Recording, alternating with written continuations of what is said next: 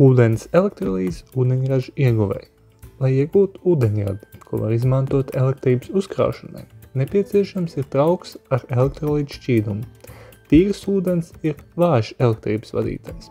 Tādēļ ir iespējams izmantot, piemēram, saules ūdeni, taču atkarībā no elektrolīta var notikt dažādas reakcijas, izdalīties dažādas gāzes.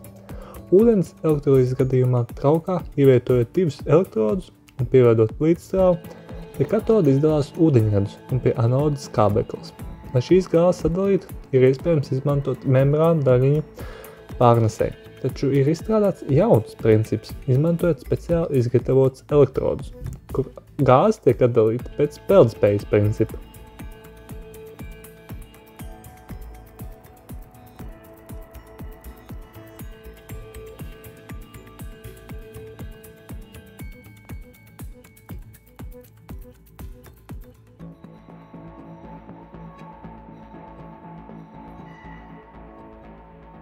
Lai izdalījušos gāzes uzkrātu, elektrolīta traukā apgāzti ievieto mērcilindru, izsūc gaisu, izveidojot elektrolīta stabu.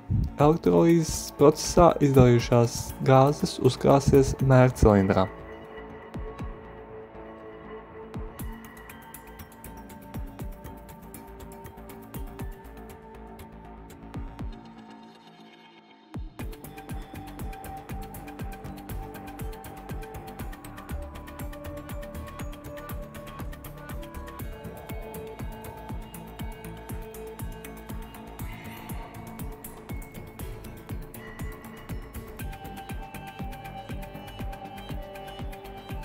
Prototipa efektivitāti var noteikt sākumā izreikinot teorētisko izdalījušos gāzes tilpumu un ar to dalīt praktisko iznākumu.